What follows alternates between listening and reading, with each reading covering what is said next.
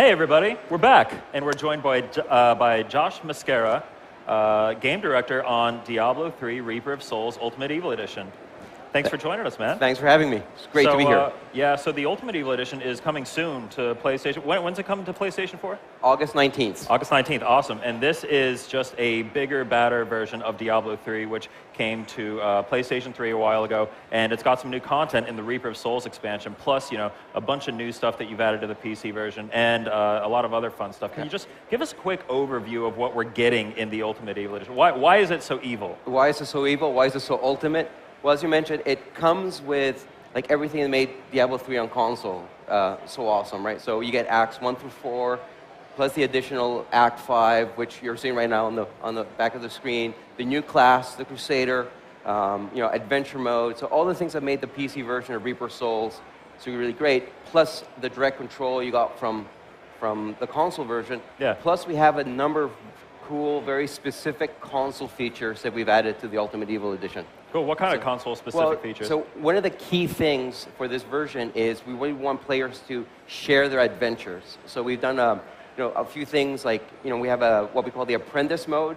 So now characters of different levels can play together. So if you have a level 60 character and I have a lowly level 1 character, I can jump into your game and, you know, sort of play alongside of you. So it totally makes the experience very social. And that's one of the key things that is important for the Ultimate Evil Edition. Nice. That'll come in really handy because so many times I try to get my friends to join me playing the game, and I'll help level you up really quickly, and they just kind of come in and I just wreck everything while they hang back. But this will kind of even that playing field. Absolutely. So. Nice. So you guys just announced some PlayStation-specific content that PS3 and PS4 players will be able to get in the Ultimate Evil Edition. Yep. Can you run us through what that stuff is? So we're huge Sony fans. So we always try to sort of do a sort of good nod to some of our favorite Sony games. So the two things we announced, we have a Last of Us themed Nephilim Rift, which is one of the sort of gameplay modes in adventure mode. Yeah, that's awesome. They're like infected bloaters running around. You got the monsters from Last of Us, the zombies. We have the weather effect, and you know, the level's been handcrafted, so it looks like it's part of, you know, a Last of Us world within the world of Sanctuary. And then my favorite one is the one we announced yesterday, which is a Shadow of the Colossus armor set. And that's a transmog set, meaning that you can apply that look to other armor, right? Yeah, is that how that works? Yeah, one of the features in Reaper Souls is the Mystic, and you can transmogrify your armor. So here you can actually look like one of the Colossus. Awesome. So this isn't just like an armor that you'll play with for a couple levels and then you get something better, so you stash it away and never see it again. You can, as you get better armor, you can then make it look like this awesome Shadow of the Colossus garb. Exactly. That's amazing. You can use it from level 1 to level 70. Fantastic, man. I can't wait to check that out. So we've got some gameplay on the screen here. Yeah. Looks like one of the characters is actually playing as the new Crusader class. Yep. Can you give us an overview of how the Crusader plays and how it fits in with the other characters in the game? So the Crusader is a brand new class. You know, he's not your knight in shining armor, but we like to call him your knight in battle-scarred armor. You know, he's like heavily armored, has a flail, the shield, and the great thing about him is that he's a master of both like smashing things up close, but he also uses sort of righteous sort of wrath to attack enemies at a distance. So some of the things you'll see John, who's playing the Crusader right now, you'll see him, you know, use like Falling Sword or Fist of the Heavens, and that really gives him this sort of range dynamic. So it's a very cool class that way.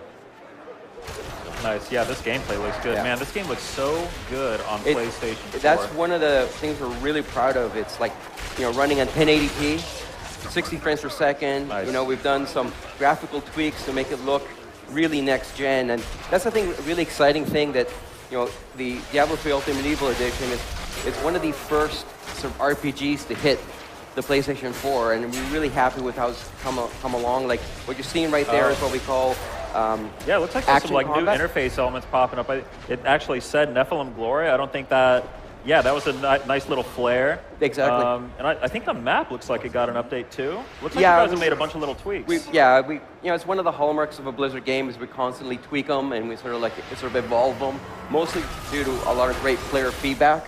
So again, it's a very it's a living game. Nice. What are some other changes that you've made, maybe based on fan feedback or just as a process of tweaking the game over the, it's been out for over a year now. Right. For a while. For a while.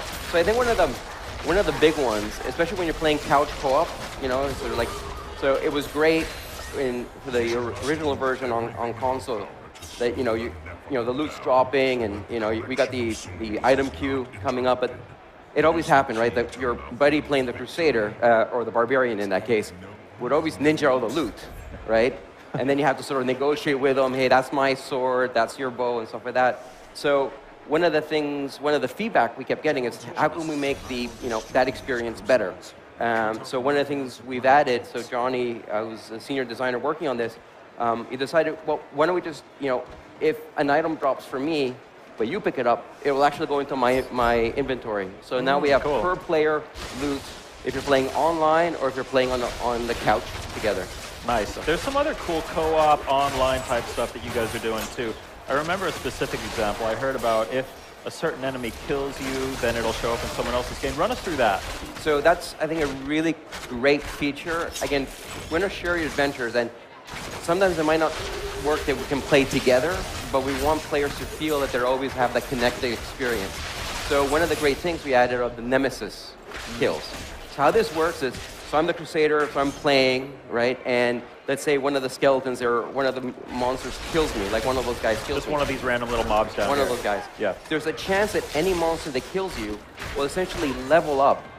And what happens is he'll open up a portal, step through it, and he will then materialize in one of my friend's games. So that skeleton kills me, right? And I'm like, steps through his portal, and then the next. So you'll actually see the enemy that killed you, like walk through a portal, and then you know that it's in somebody else's game. You're in there, and then the next time you log in and you're playing, first the screen will darken, and there's almost a bit of a Jaws moment. The music will come up, the portal opens up, and the Nemesis comes out, right? And it'll say like Josh's Nemesis, and if you kill him, great, you get a cool reward. I will get a reward as well. So there's a way of connecting. But if he kills you, he will level up again, step through a portal, and then go to somebody else's. Until somebody finally takes him out. Yep. Wow, that's so cool. Yeah, and it's really it's kind of cool because you're playing, and all of a sudden like this Nemesis shows up. You guys are adding so much stuff. I thought that I had conquered Diablo 3 because I maxed out my character, my Demon Hunter on PS3, hit a few Paragon levels, beat Inferno, and said, all right, well, I think I'm probably done. But I mean, this is so much new content coming to the PlayStation 4 version. Now, I will actually be able to bring my PS3 character over to the PS4 version, right? How does that work? So you'll just be able to import your save game. So you'll be able to take that your level 60 Demon Hunter, right, and just there's an import option. Go in there, and you'll be playing Reaper Souls with your character exactly where you left them on the Diablo 3 console version.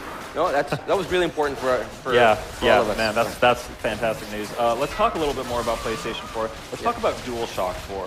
What are you guys doing with DualShock 4? What can you do with this controller that you can't do, with a keyboard and mouse? Yeah, see, the DualShock 4 is such a great controller. It feels fantastic, but there's a few features we really love, and we would try to figure out how we can really make use of them.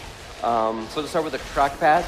So Diablo, we did a lot of work on the inventory, to make it feel very console specific.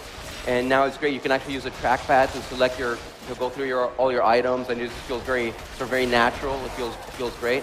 But I think one of my favorite features is you notice right now, Johnny's, it's got P1 is yellow and P2 is blue. We actually use the light sensor, and we actually color code the light sensor in a DualShock for each player. So it's like a small little feature, but it's great because when you put your controller down to go grab a beer or something like that, you know which controller belongs to which player, and it's nice. It's a really cool nod. So. Awesome. So what are some other ways that you guys, Diablo is seen, people are still playing this game who have been playing it since it came out. How do you guys engineer that endless replayability that people can just constantly go back and keep playing this game? There's a definite end to the game. You can beat this game, you can max out your character, but what tricks are you using to get people to keep on playing it and never get bored?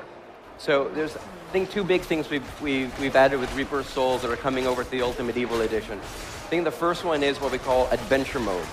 right? So after you've beaten Diablo and you've beaten Malthael and you completed like all 5 acts, we open up adventure mode, which is essentially a open world experience. So you can now go anywhere and slay anything, and we have, there's bounties you can undertake. They're essentially randomized quests, and then you're doing those so you can unlock what we call Nephilim Rifts, which really takes a randomization, through the roof. So you'll step into a dungeon where everything's random, the layout, the monsters, the weather, right? And at the end of that dungeon, there's a rift boss, and of course, if you can defeat him, it'll drop great loot for you. So there's adventure mode. It just makes so that gameplay cycle feel endless.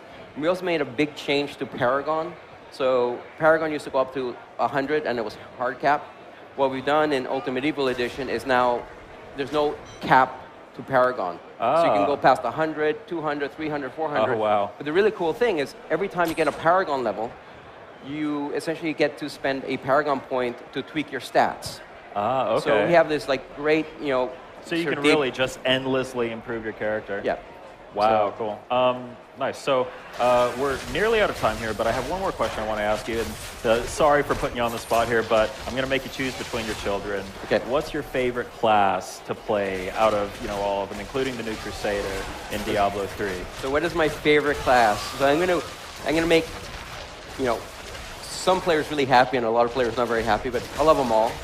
But there's something to be said about playing the Crusader, especially on the Ultimate Evil Edition with the DualShock controller in your hand. It's just it just feels like the character has such mass, such weight, such power that it feels great playing on the controller. So I've been playing a lot of the Crusader. Awesome. I look forward to playing the Crusader as well. And we'll be able to this August when Diablo 3 Reaper of Souls Ultimate